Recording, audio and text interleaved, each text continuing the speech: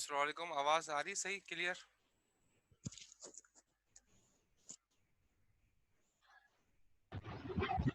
Yes sir, आ रही है आवाज। सही।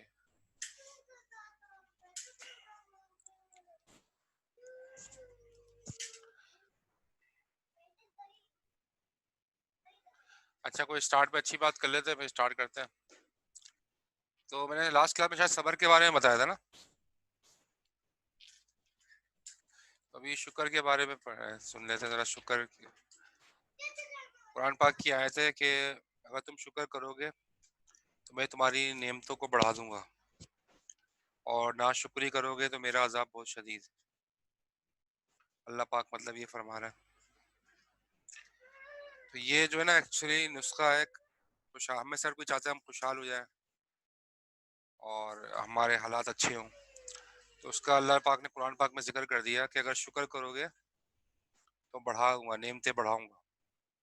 तो अल्लाह ने कुरान पाक में नुस्खा बता दिया कि अगर हम में से हर कोई चाहता है खुशहाली, तो हम शुक्र करने की आदत अपनाएं। ठीक है। तो और अगर नाशुक्री करेंगे तो अल्लाह पाक ने कहा मेरा अजाब शायद का, नाशुक्री करने पे वईद है। नाशुक्री करने से ना नेमतें छीन जाती हैं।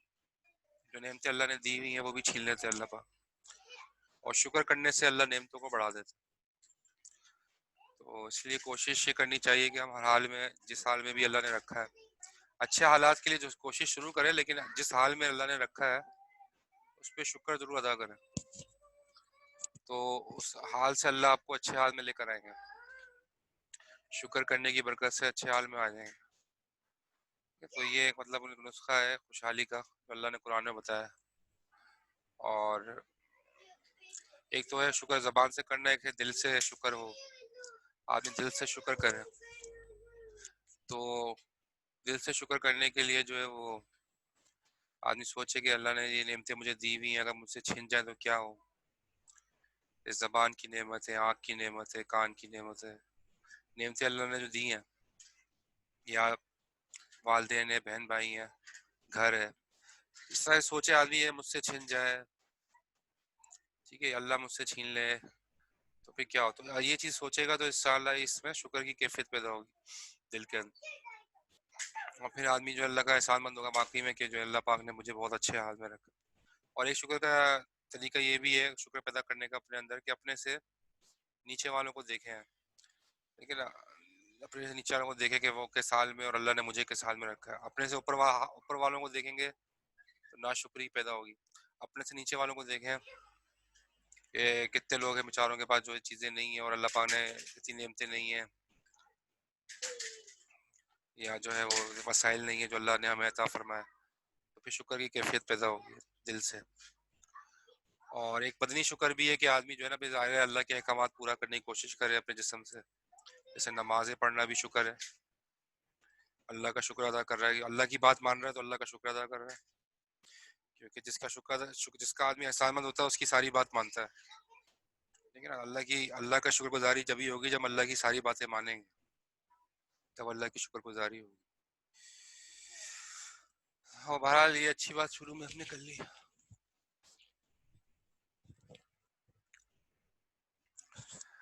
अच्छा, पार्टिसिपेंट्स मुझे 12 नजर आ रहे हैं।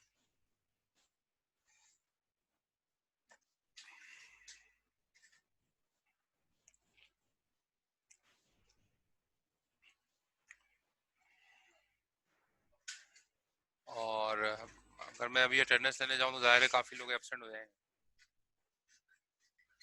आधी स्ट्रेंथ तकरीबन है, आधी भी मुझे नहीं लग रही है। 12 लोग तो बहुत कम है।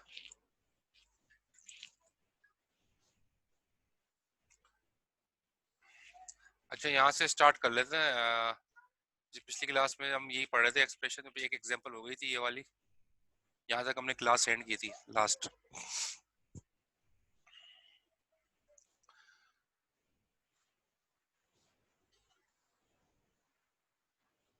अब जो है वो आगे हम कंटिन्यू करते हैं। तो ये एक एक्सप्रेशन देखें, ये भी एक एक्सप्रेशन दी हुई है असेंबली की लैंग्वेज में, इसको लिखना है।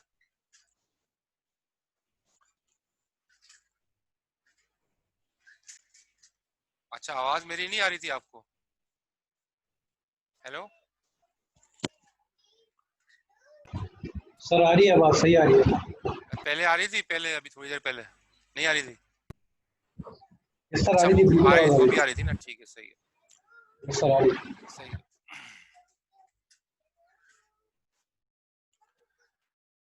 अच्छा स्केलिंग की तो जरूरत नहीं है, सही है। अच्छा ये देखें, ये एक्सप्रेशन है, और ये एक्सप्रेशन जो है हमने असेंबली लैंग्वेज में लिखनी है।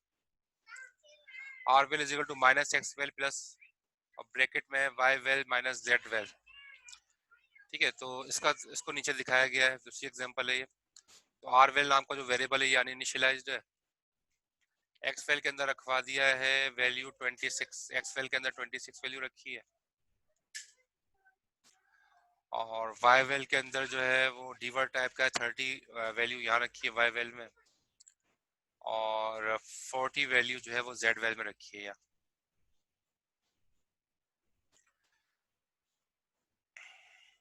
तो अब इस एक्सप्रेशन को करना है, तो जाहिर है पहले ई एक्स के अंदर एक्स वेल रखवा दिया, एक्स वेल जो ये वेरिएबल है ये आपने ई एक्स में रखवा दिया,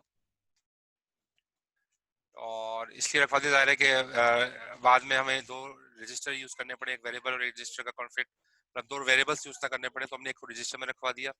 ये हमने लिख दिया नेगेटिव ई एक्स, तो होगा क्या कि ये अब माइनस एक्स वेल हो जाएगा, ठीक है। तो जो 26 था वो माइनस 26 हो जाएगा ई एक्स के अंदर वैल्यू। ये आपको मैंने लास्ट क्लास में बताया था, नेगेटिव का काम ही यही होता है कि वैल्यू को जो है साइन को इन्वर्स कर देता है। अगर पॉजिटिव वैल्यू होती है नेगेटिव हो जाती है, अगर वो नेगेटिव वैल्यू होती है तो वो पॉजिटिव होती है, हो जाती है, टूस कॉम्प्लीमेंट ले लेता है ये नेगेटिव इंस्ट्रक्शन जो है, टूस कॉम्प्लीमेंट ले लेता है। तो move E B X comma Y val, तो होता है कि अब इसमें क्या किया, अब आपने जाहिर है इस ब्रैकेट को आपने पहले इसको देखना है। तो वाई वेल को आपने मूव कराया ई बी एक्स में, और सब्ट्रैक्ट कर दिया। अच्छा ये लास्ट क्लास में हमने एग्जांपल कर ली थी वैसे, ये वाली ये लास्ट क्लास में हमने यहीं तक किया था, ये एग्जांपल हमने कर ली थी। चलिए मुकम्मल कर लेता हूँ। वाई वेल मूव कराया ई बी एक्स में, और सब्ट्रैक्ट कर दिया ई बी एक्स में से जेड वेल। ठीक है, तो ई बी एक्स में आपका जो है वो वाई वेल था, यहाँ वाई वेल था, वाई वेल से जेड वेल माइनस किया, यानी कि 30 में से 40 माइनस किया तो जवाब 10 आ जाएगा, ई बी एक्स में जवाब 10 आ जाएगा। और आखिर में जाहिर है इन दोनों को ऐड करवा रहे हैं हम, तो एडिशन हो जाएगी, ऐड कर लिया जाएगा, ई एक्स और ई बी एक्स को ऐड किया जाएगा, और जाहिर है ऐड करने के बाद जवाब आ जाएगा -36, और उस -36 को आपने आर वेल में रखवा दिया। लास्ट क्लास में हमने ये कर लिया था, रिपीट हो गया, ये कराना था असल में, ये अगली एग्जांपल थी, और इसमें है R val is equal to X val minus, ये अलग एक्सप्रेशन है, ये अलग एक्सप्रेशन है जिसको जो है असेंबली के अंदर लिखना है। तो ये कैसे लिखेंगे वो देख लेते हैं यहाँ पे।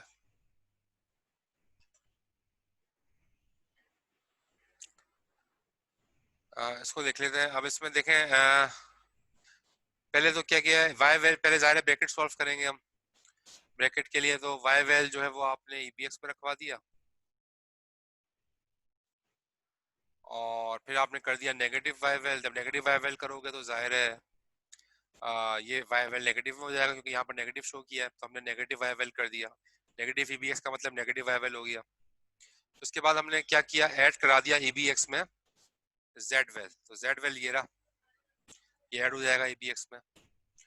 फिर जाहिर है जब ये एडिशन परफॉर्म हो गई, अब हमें जाहिर है इसके साथ सब्ट्रैक्शन करनी है, तो सब्ट्रैक्शन करने के लिए हम क्या करेंगे, मूव ई एक्स कॉमा एक्स वेल। ठीक है, तो एक्स वेल को आपने जो है वो ई एक्स में मूव करा दिया, और फिर आपने क्या करा, सब्ट्रैक्ट कर दिया ई एक्स में से ई बी एक्स। तो एक्स वेल में से आपने ये पूरा एक्सप्रेशन जो था ई बी एक्स में आया हुआ था, तो वो सारा एक्सप्रेशन आपने वो सब्ट्रैक्ट करा दिया, और जो जवाब था वो ई एक्स में था, वो आर वेल के अंदर आखिर में स्टोर हो जाएगा। मतलब ये है कि जाहिर है ये एक्सप्रेशन, ये भी अलग एक्सप्रेशन है, जाहिर है इसमें भी पहले ब्रैकेट आपने किया, और फिर उसके बाद इसमें से इसको माइनस कर दिया, तो जवाब आएगा वो हमने यहाँ पर देख लिया। ठीक है, अच्छा कुछ लोग वीडियो शेयर कर रहे हैं, ये वीडियोस बंद कर दें, हसन इकबाल, हसन सुहेल है, हाँ ये वीडियोस बंद कर दीजिए, हसन सुहेल वीडियो बंद कर दें।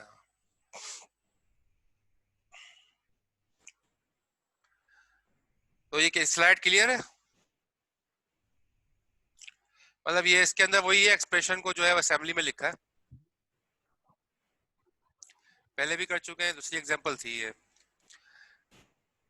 बस इसके अंदर बोर्ड मास का ख्याल रखना है, अगर एग्जाम में भी सवाल आए ना तो बोर्ड मास के जरिए से आपने इसको सॉल्व करना है और उसका ख्याल रखना है, इसका बोर्ड मास का। जी सर क्लियर है। ठीक है।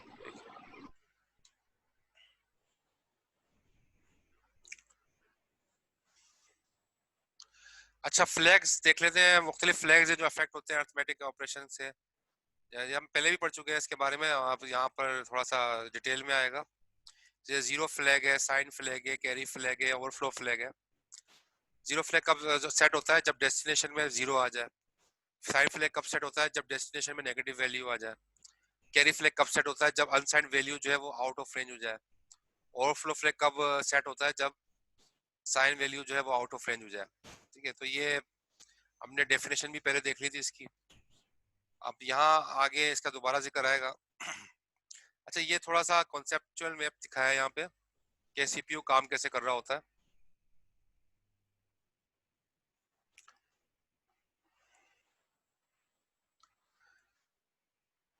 तो आपका सेंट्रल प्रोसेसिंग यूनिट है, और सेंट्रल प्रोसेसिंग यूनिट जो है वो जितनी भी आपकी जितनी भी अर्थमेटिक और लॉजिकल इंस्ट्रक्शंस हैं, वो जाहिर है वो अर्थमेटिक लॉजिकल यूनिट के अंदर ही जो है उसका जो एक्सप्रेशन है, जितनी भी अर्थमेटिक लॉजिकल यूनिट उसमें सारी अर्थमेटिक एक्सप्रेशंस ही होती हैं। अब कभी कभी आप प्लस कर रहे होते हो, कभी आप माइनस कर रहे होते हो, डिवाइड कर रहे होते हो, मल्टीप्लाई कर रहे होते हो, और बिटवाइज ऑपरेशन भी होते हैं। बिटवाइज ऑपरेशन समझ में आता है ना? बिटवाइज का मतलब यही है कि एंड और नॉट, ये सारे बिटवाइज ऑपरेशन। तो बिटवाइज ऑपरेशन या अर्थमेटिक ऑपरेशन, उनका जो जवाब, उसकी वजह से ना आपके ये चीजें अफेक्ट करती हैं स्टेटस फ्लैग को। कभी कैरी प्रोड्यूस हो जाएगा तो कैरी फ्लैग वन हो जाएगा, अगर प्लस माइनस के अंदर कभी कैरी प्रोड्यूस हो गया तो कैरी फ्लैग वन हो जाएगा। ठीक है, कभी साइन फ्लैग नेगेटिव आ गई तो साइन फ्लैग वन हो जाएगा। इस तरह से इन ऑपरेशन की बिहाफ पर ही एक्चुअली आपके जो स्टेटस फ्लैग है ना वो अफेक्ट हो रहे होते हैं।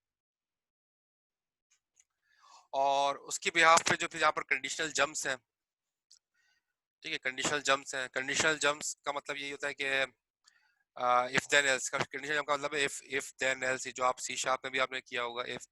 इफ कंडीशन ट्रू होती है तो ये काम होता है, और कंडीशन एल्स के बाद जो है कंडीशन अगर फॉल्स हो जाए तो ये काम होता है। तो इसको कहते हैं कंडीशनल जंप्स। ठीक है, तो कंडीशनल जंप्स जो है इसकी असल में बैकग्राउंड में ना फ्लैग ही इफेक्ट हो रहे होते हैं, कैरी फ्लैग, कभी साइन फ्लैग, कभी ओवरफ्लो फ्लैग। तो अगर वो कभी वन होते हैं तो उसकी बिहाफ पे आप कहीं जंप करवा सकते हो, कभी कहीं वो जीरो होते हैं तो उसकी बिहाफ पे कहीं और जंप करवा सकते हो, जैसे इफ एल्स में करवाते हो। ठीक है, तो एक्चुअली होता क्या है, इफ देन एल्स की कंडीशन में बैकग्राउंड के अंदर कैरी फ्लैग, ये जो स्टेटस फ्लैग है ना, ये अफेक्ट हो रहे होते हैं, और इनकी उसकी वजह से जो है ना वो ब्रांचिंग परफॉर्म होती है, इफ देन एल्स चल रहा होता है बैकग्राउंड में, यही चल रहा होता है। आप जो है असेंबली लैंग्वेज में भी ऐसे ही करोगे, आप अपना इफ देन एल्स आप सारे काम करोगे, लेकिन इफ यूज नहीं करोगे, बल्कि आप ये फ्लैग यूज करोगे और फ्लैग के जीरो या वन होने के ऊपर आप कोई काम करवाओगे कि जीरो फ्लैग हो जाए तो ये काम करो, फ्लैग वन हो जाए तो ये काम करो। तो इफ देन एल्स वाला काम स्टेटस फ्लैग से लिया जाएगा, बैकग्राउंड में ऐसे ही होता है। ठीक है, तो आप इसको ऐसे ही बनाओगे, असेंबली में करोगे, आपको दोनों तरीके से सिखाया जाएगा, इफ के साथ भी, क्योंकि रिवाइन के अंदर ना इफ का रेडीमेड फंक्शन मौजूद है। रिवाइन की लाइब्रेरी में इफ का रेडीमेड फंक्शन मौजूद है। तो आप चाहो तो आप इस रेडीमेड फंक्शन को यूज कर लो, या आप चाहो तो स्टेटस फ्लैग को जो है वो इस्तेमाल कर सकते हैं। ठीक है, तो ब्रांचिंग लॉजिक जो है, ब्रांचिंग लॉजिक उसी में बनती है। ब्रांचिंग लॉजिक इसी को कहते हैं, इफ पे यहाँ चले जाओ, एल्स पे यहाँ चले जाओ, तो ये ब्रांचिंग लॉजिक कहलाती है। तो स्टेटस फ्लैग का बड़ा किरदार है। स्टेटस फ्लैग के फ्लैग्स के जरिए सारी ब्रांचिंग लॉजिक को हम इंप्लीमेंट कर सकते हैं, और किसी भी लैंग्वेज के अंदर एक्चुअली ब्रांचिंग लॉजिक इसी स्टेटस फ्लैग के जरिए इंप्लीमेंट होती है। बैकग्राउंड में सारे फ्लैग्स ही जो है वो सेट या क्लियर हो रहे होते हैं। तो थोड़ा सा ये स्लाइड समझानी थी, मकसद ये था स्टेटस फ्लैग का इंपॉर्टेंस आपको समझ में आ जाए, और आगे जा रहे हैं इसके बारे में पढ़ते हैं। अब देखो जीरो फ्लैग के आगे, या जीरो फ्लैग जो है ये ज़ाहिर है अपने पास एक बिट सेव करेगा, और जब कब बिट, ये जीरो फ्लैग कब सेट होता है? जीरो सेट का मतलब क्या है? इसमें वन आ जाए।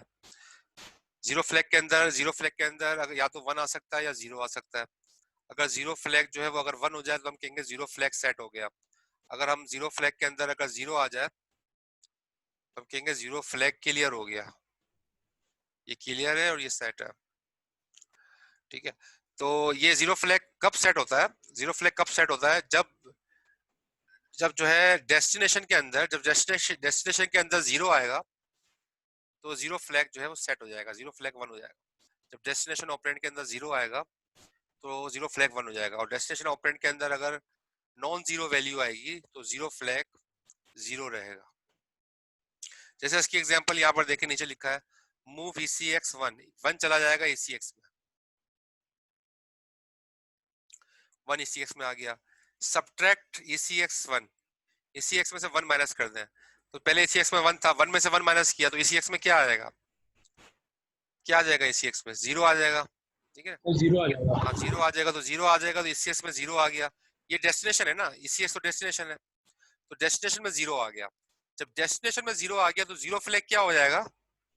1, क्योंकि डेस्टिनेशन में 0 आ गया। फिर आपने नीचे लिखा हुआ यहाँ पर मूव EX, ये क्या लिखा हुआ है? ये -1 है, 32 बिट में लिखा हुआ है -1। FFF का मतलब है सारे वंस हैं और ये -1 कहलाता है 32 बिट के अंदर। तो ये EX के अंदर आपने मूव कराया -1, फिर आपने क्या इंक्रीमेंट EX, तो -1 क्या हो जाएगा? EX की वैल्यू अब क्या हो जाएगी इंक्रीमेंट होने के बाद? पहले -1 थी, अब इंक्रीमेंट EX कराया तो EX की वैल्यू क्या हो जाएगी? 1 हो जाएगी सर, तो जीरो हो जाएगी। 0 हो जाएगी, हाँ 0 हो जाएगी। जीरो हो इंक्रीमेंट गई। करके EX की वैल्यू 0 हो जाएगी। अब डेस्टिनेशन में दोबारा 0 आ गया, जब डेस्टिनेशन में 0 आ गया तो जीरो फ्लैग फ्लैग 1 हो क्या हो जाएगा। जाएगा? 1 हो जाएगा, सेट। फिर आपने दोबारा इंक्रीमेंट EX कर दिया, जब इंक्रीमेंट EX किया तो अब की बार पहले EX की वैल्यू 0 थी, अब EX की वैल्यू क्या हो गई? 1। 1 हो गया, जब फ्लैग EX हो की गया। वैल्यू 1 हो गई तो अब डेस्टिनेशन के अंदर 0 नहीं है, अभी डेस्टिनेशन के अंदर 0 नहीं है, डेस्टिनेशन के अंदर 1 है। अगर जब डेस्टिनेशन में 1 आ जाए तो जीरो फ्लैग क्या हो जाएगा? 0, जीरो हो जाएगा। क्योंकि ये डेस्टिनेशन के अंदर 0 नहीं है, 1 yes sir. Non zero value आ गई, ठीक है। तो ये एक्चुअली जो है कॉन्सेप्ट था जीरो फ्लैग का। तो यहाँ पर लिखा हुआ है सेट का मतलब क्या है? Flag is set when it equals to 1 and flag is clear when it equals to 0। तो ये एक सर एग्जांपल थी, हमने जीरो फ्लैग की यहाँ पर समझी।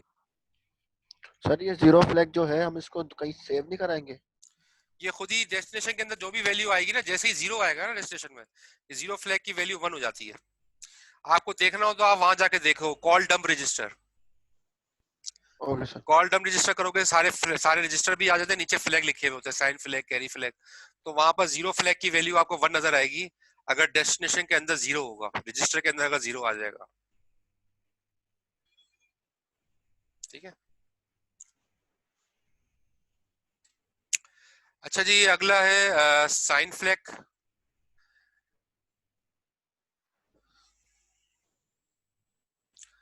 मूव CX, 0, तो CX में चला गया 0,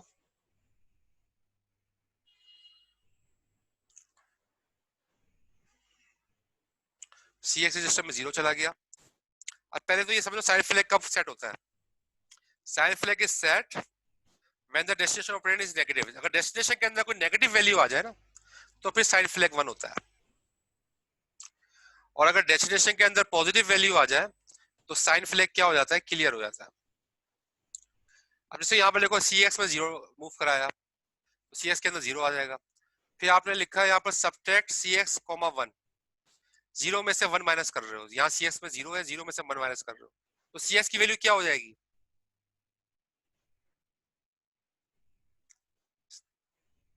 CX में 0 मूव कराया, यहाँ सब्ट्रैक्ट CX 1, 0 में से 1 माइनस कर रहे हैं, CX की वैल्यू क्या हो जाएगी?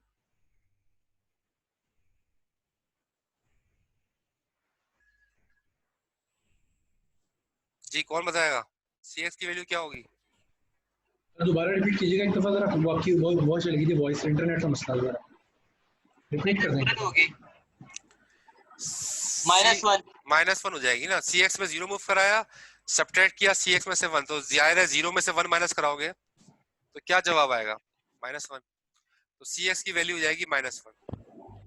अब डेस्टिनेशन में कौन सी वैल्यू है? नेगेटिव वैल्यू आ गई, CX में डेस्टिनेशन में नेगेटिव वैल्यू आ गई। जब डेस्टिनेशन में नेगेटिव वैल्यू आ गई तो साइन फ्लैग क्या हो जाएगा? 1। जब डेस्टिनेशन में नेगेटिव वैल्यू होगी तो साइन फ्लैग 1 हो जाएगा। फिर आपने लिखा ऐड CX2, CS के अंदर -1 था यहाँ पे, और आज नीचे आके लिखा आपने ऐड CX2, तो अब CS की वैल्यू क्या हो जाएगी? पहले -1 थी, अब CS की वैल्यू क्या हो वन हो जाएगी? जाएगा 1 हो जाएगी। सर, 1 हो जाएगी। हाँ 1 हो साइन जाएगी। 2 प्लस कर -1 में 2 वन प्लस हो करोगे जाएगी। तो 1 हो जाएगी। तो CS की वैल्यू 1 हो गई। अब डेस्टिनेशन में पॉजिटिव वैल्यू है नेगेटिव वैल्यू है? सर कहाँ पर? डेस्टिनेशन में पॉजिटिव वैल्यू नेगेटिव वैल्यू है?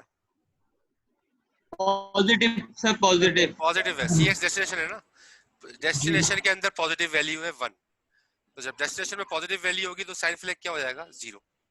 0 क्योंकि साइन फ्लैग 1 जब ही होता है जब डेस्टिनेशन में नेगेटिव वैल्यू हो, नेगेटिव वैल्यू। तब साइन फ्लैग 1 होता है। जब डेस्टिनेशन के अंदर कोई पॉजिटिव वैल्यू आ जाएगी तो साइन फ्लैग जो है वो 0 हो जाएगा। ठीक है सर। सर साइन फ्लैग में खाली 0 और 1 ही आ सकते हैं या फिर बस -1 1, भी आ हाँ सकते नहीं हैं? 0 या 1, बस फ्लैग का मतलब यही होता है कि एक ही बिट है, और या तो वो 0 होगी या वो 1 होगी। 1 होगी तो सेट कहेंगे, ओके सर। 0 होगी तो क्लियर कहेंगे। अच्छा, अब आप पीछे देखो, ये वाली अगली एग्जांपल आपके सामने है। मूव AL, 0, तो 0 मूव कराया आपने AL रजिस्टर के अंदर, सब्ट्रैक्ट AL 1, ठीक है। AL में पहले 0 था, 0 में से आपने 1 माइनस कराया, तो AL में क्या आ जाएगा? -1।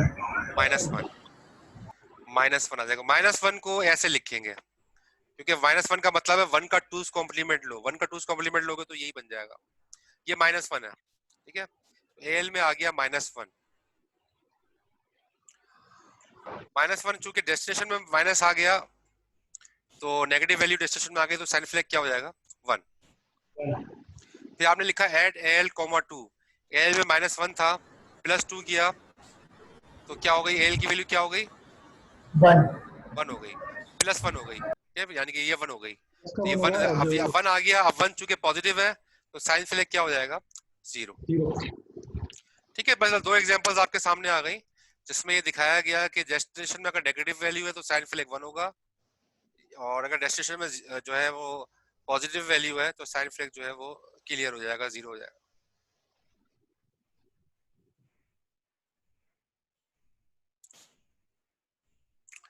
अच्छा, addition and carry flag, addition and carry flag.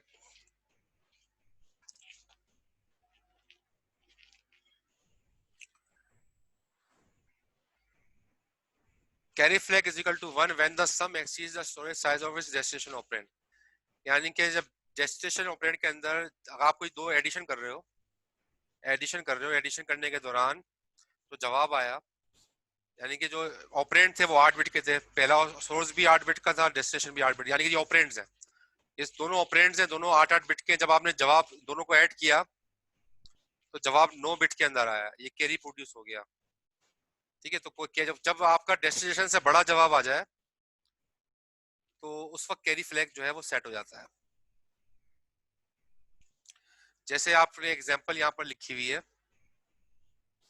कि मूव AL, 0FFH, ये इसका मतलब क्या है? ये जाहिर है इसके अंदर एक्चुअली 0 तो लीडिंग 0 इसलिए लगाया ताकि इसको वेरिएबल कंसीडर ना करें। ये आपका रेडिक्स है H, असल वैल्यू क्या है? FF, ये असल वैल्यू है।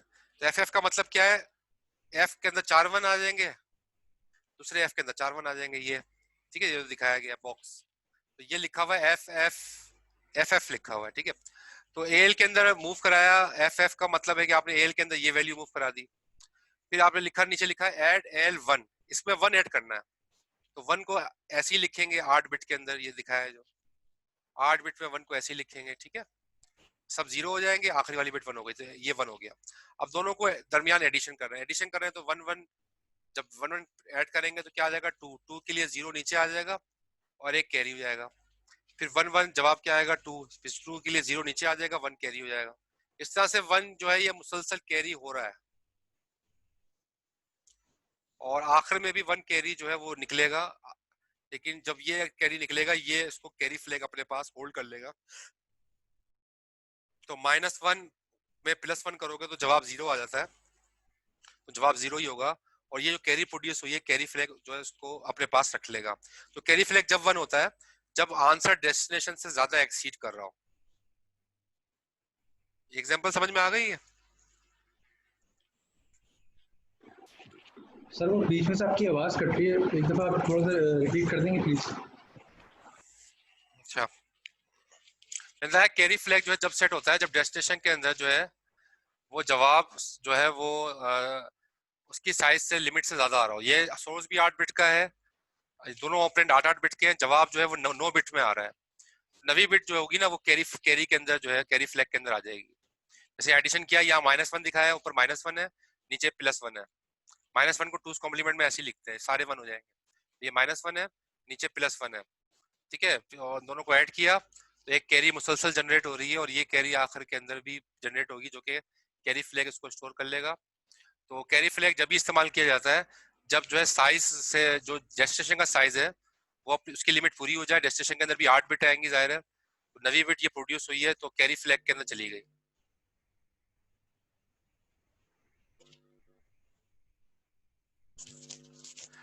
ठीक है,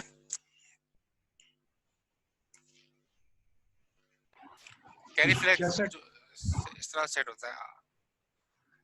अब यहाँ पर देखो ये एक और चीज एग्जांपल दिखाई है, यहाँ देखते हैं। Move x comma 00FF, x कितने बाइट का होता है?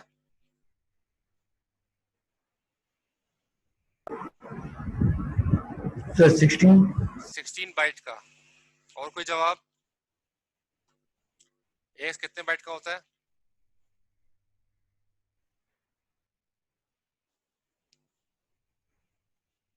मैं बिट्स नहीं पूछ रहा, बाइट पूछ रहा हूँ, बाइट। एक्स कितने बाइट का होता है?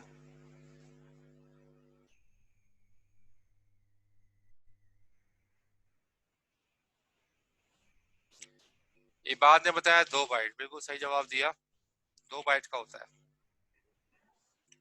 ठीक है, 16 बिट का होता है। 16 जो आपने जवाब दी ना वो बिट थी, 16 बिट का होता है, लेकिन बाइट 2 बनते हैं उसके। ठीक है, सही जवाब है 2 बाइट। ठीक है, तो ये 2 बाइट का होता है आपका एक्स। तो जाहिर है ये, अच्छा ये कितनी वैल्यूज, ये कितने बाइट, ये कितना बाइट लिखा हुआ है? ये हेक्सा की वैल्यू कितने बाइट पर है? ये 00FF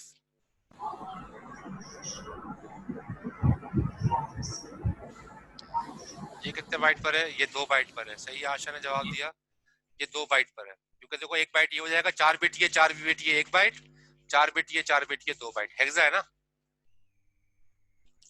तो 2 बाइट हो गए, 2 बाइट जो है आपके एक्स में चले गए, एक्स के अंदर आ गया 00FF। ठीक है, तो यानी कि अब इसके अंदर 1 ऐड कराएंगे। अब से 1 ऐड कराएंगे तो इसका आंसर देखो, 00FF का मतलब हो गया 1 2 3 4, ये 2 जीरो हो गए, ये 2 जीरो हो गए, 00 को ये 2 जीरो हो गए। ठीक है, और FF का मतलब है कि 4 1 ये, एक F ये हो गया, और एक F ये हो गया। ठीक है, 00FF। ठीक है, इसमें आपने ऐड क्या कराया? 1 ऐड कराया तो ये 1 हो जाएगा, बाकी सब 0 हो जाएंगे। ये इसके नीचे जब इसका जवाब आएगा, सारा सारा जवाब आप इसको सॉल्व करोगे तो हेक्सा में दोबारा जवाब लिखा है यहाँ पर 0100। चार ठीक है जीरो और नहीं आएंगे जी, इसमें? 4 जीरो और आएंगे ना? अरे ये हेक्सा है, ये 4 जीरो ही है। नहीं, असल में 2 बाइट्स है ना, इसलिए 4 ये जीरो हेक्सा में, लिखा ये है। हेक्सा में लिखा है, यहाँ मैंने बाइनरी में लिखा है, ये हेक्सा है। ठीक है, हेक्सा में 1 जीरो का मतलब 2 जीरो, तो 2 जीरो का मतलब 4 जीरो, तो 0010। तो ये दोनों को ऐड करने के बाद 00FF में आप 1 ऐड करोगे तो जवाब आएगा 0100 हेक्सा का। तो इसके अंदर देखो कैरी इसमें प्रोड्यूस नहीं हुआ, तो इसलिए कैरी फ्लैग जो है इसमें 0 रहेगा। लेकिन अगर आप दूसरी एग्जांपल देखें, जैसे ये है मूव एक्स, अब इसके अंदर जो है वो 4 मतलब दोनों बाइट है, दोनों बाइट में 1 हुआ हुआ है, दोनों बाइट में 1 हुआ है, 16 बिट 1 है। ठीक है, FF का मतलब यही है, हेक्सा का है ना। तो ये आपने 2 बाइट मूव कराया एक्स में, उसके अंदर आपने ऐड कराया 1। अब जाहिर है जब आप 1 ऐड कराओगे, ये 16 बिट्स हैं, सारी 16 बिट्स हैं, और इसके अंदर आप 1 ऐड कराओगे तो जाहिर है 0 या नीचे आएगा, ऊपर कैरी आएगा, तो कैरी चलता जाएगा, कैरी चलता जाएगा, और आखिर में भी कैरी आएगा, तो कैरी फ्लैग क्या हो जाएगा? 1। तो ये -1 लिखा है, -1 के अंदर +1 करोगे तो डेस्टिनेशन में आंसर 0 आएगा, लेकिन नतीजे में कैरी फ्लैग 1 हो जाएगा, क्योंकि डेस्टिनेशन के साइज से एक्सीड कर गया। ठीक है, क्लियर है? तो ये एक्चुअली दो एग्जांपल यहाँ पर और दिखाई गई है जिसके अंदर यही बात बताई गई है, कैरी फ्लैग, कैरी प्रोड्यूस होने के ऊपर कैरी फ्लैग जो है वो 1 हो जाता है जब डेस्टिनेशन के साइड से जवाब बड़ा आ रहा हो, तो कैरी फ्लैग जो है उस वक्त 1 हो जाता है।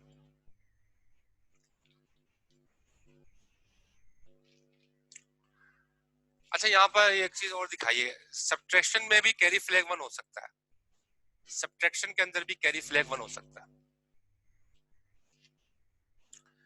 कैसे 1 होता है? When a larger unsigned integer is subtracted from a smaller one, जब बड़ी वैल्यू से जब छोटी वैल्यू में से बड़ी वैल्यू माइनस करोगे तो कैरी फ्लैग 1 हो जाएगा। हालांकि उस सूरत में कैरी प्रोड्यूस नहीं हो ना भी हो तब भी जो है कैरी फ्लैग 1 हो जाएगा अगर छोटी वैल्यू में से बड़ी वैल्यू माइनस की जाए। तो होता क्या है कि the source operand is negated and added to the destination. तो असल में करते क्या है, इसके अंदर के जो है मोस्ट सिग्निफिकेंट जो बिट होती है उसको इन्वर्ट करके कैरी फ्लैग में रख दिया जाता है। अब देखो इसके एग्जांपल से नीचे समझो, आप लिखा हुआ है मूव AL1। AL रजिस्टर का नाम है, 8 बिट का रजिस्टर होता है 1 बाइट का, यानी कि उसमें आपने 1 मूव कराया तो AL के अंदर 1 आ गया। 1 को ऐसे ही लिखते हैं 8 बिट के अंदर, ठीक है, ये 1 लिखा हुआ है।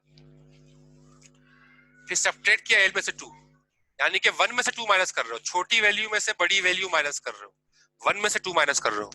2 को ऐसे लिखेंगे, 2 ये -2 लिखा है, जाहिर है इसका 2's कॉम्प्लीमेंट लिया है, 2 का 2's कॉम्प्लीमेंट लिया है तो ऐसे ही लिखा जाएगा -2।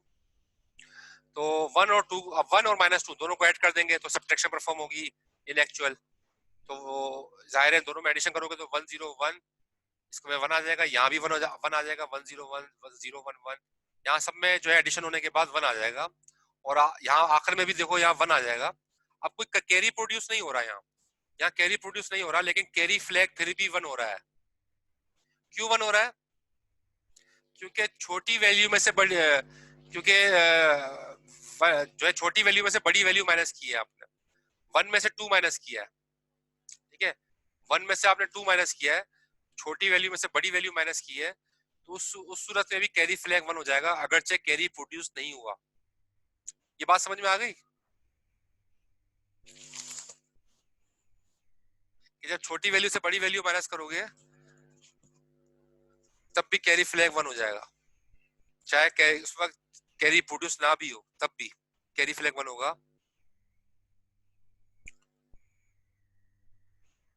अगर छोटी वैल्यू से बड़ी वैल्यू माइनस की है। अच्छा, मुझे यहाँ पर पार्टिसिपेंट्स नजर आ रहे हैं 23 पार्टिसिपेंट नजर आ रहे हैं, ठीक है।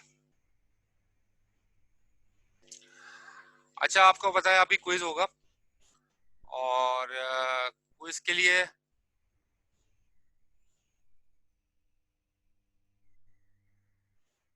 क्विज होगा। क्विज